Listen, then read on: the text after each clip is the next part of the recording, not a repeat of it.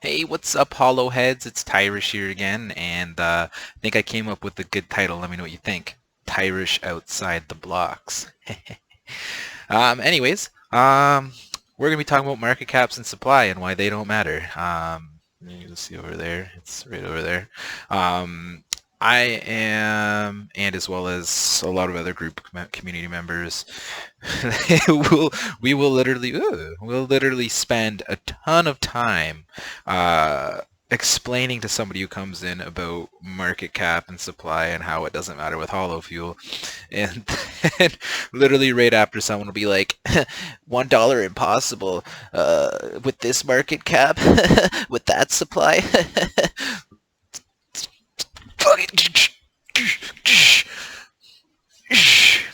Yeah, anyways, we're going to talk about why that doesn't matter. Because with hollow fuel, there's tons of reading and documentation you can find on it. We post it regularly. We even have a bot that spams it in our channel now, which our channel you can find down below in the description. Um, 5 factors in which do affect the price. And before I get started, like I always say, everything I say is not fact, but my research done and presented to you by my perspective, or from my perspective. So one of the things is the current market, and you might be thinking like, what do you mean current market if they themselves would in fact be the current market? But no, it's their competing market and what they're offering their hosting services for, like Amazon, Google, anything like that, like their clouds, like the AWS. How much are they selling their hosting services for? Because we have to make sure that our prices are competitive with that in order to attract new buyers. So that will in return affect the prices. Demand for the services. So we're going to be talking about it kind of like 2 and 4 I feel are very similar, and that's essentially the demand for the hosting. So how many developers are wanting to develop and how many developers are using a lot of the hosting capabilities. So and why that blends in with 4 is the popularity of the app. So let's say an app like Junto, which is going to be like kind of like the new Facebook slash Instagram. How many people are interested in the privacy of their data, and how many people are interested in using their services will then dictate how much they have to grow their storage, right? So if they start adding like videos and photos, those take up a lot of storage and a lot of data. So they're going to have to increase the amount of storage they need on the network, therefore increasing the amount of hosting requirements necessary. And then we get into number 3, which is the number of hosts. Now, this is probably one of the most uh, like extreme factors. There we go. So many words in my head, none of them were right. Not even that one was, but you get what I mean by the extreme factors. So it basically, the more hosts there are, the more competitive the industry is going to get. And that being said, let's say, you know, you offer, to put into perspective, the value of the hosting based on the hosts is generated by how cheap they're willing to give, like, how much does one hollow fuel give you? There we go. I got it. How much does one hollow fuel give you in terms of return? So if you say like $1 per one hollow fuel, well, then what is $1 worth in terms of storage on the hollow network?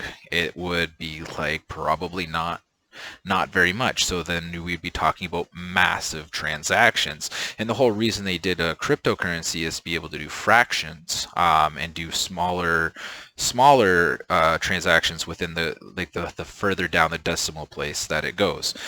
Something that you can't really do with the current currency system because it ends at the tens, or the hundreds, right? The penny is the hundredth because it goes 10 hundredths. Yeah, math, right? You only have the 2 decimal places to work with. How about that? So anything below a penny you can't do with today's currency, like the USD, the GBP, the CAD, whatever currency that you use. You can't go below a penny. You can with crypto. You can with crypto, right? And the way that the crypto functions. So that being said, one holo could then potentially get you like a year's supply. I mean, that's extreme, but if one holo field got you 1 year of hosting, how valuable would that be to a host? We're talking like tens to hundreds of thousands of dollars, depending on their requirements, right? So that's where the competition of hosting is going to come into play with the price. Is like, how low are you willing to like go? It's like, do you want to just earn one holo a year, and that holo is worth like 100 grand, or do you want to earn like 100,000 holo, but they're only worth like 10 cents, right? Like, it depends on where your kind of values lie, and that's where like the stable and the balance will come eventually. Eventually the market will come to an agreement of like, hey, this is a fair price, this is what people are willing to pay, and that's then when this currency will stabilize. But I can tell you that when we're talking about a network that's infinitely scalable, as well as hosting and when I say infinitely scalable, I mean there's no limit to how many hosts can be on this network, right? So, and as soon as the holo ports have been kind of like repaid by the beta, then we're going to be looking at personal computers, phones, Raspberry Pis, like server companies probably like opening up and installing nodes on their servers. So the competition is going to be huge. So that should by any means drive the price way up, because as a 3D artist, if there's anything I know, is there's a lot of people willing to do really a lot of work for a really low cost. So if you want to get paid, you're going to have to be able to compete with those people, and then for driving the value of the hosting up. Because if I'm going to give you, like I said, 1 year worth of service for one holo, that's going to be one heck of an expensive coin right there.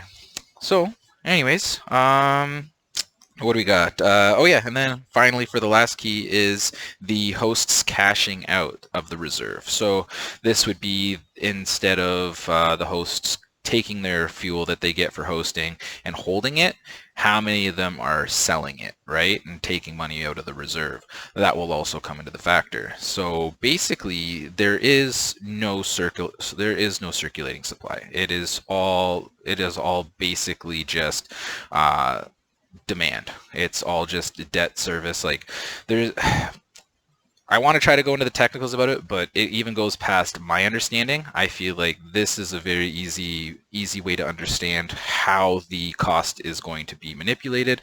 Not that way, this way. Not that way, this way. Not that way.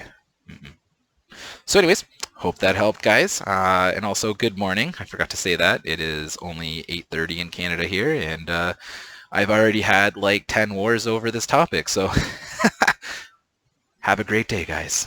HoloLove ya.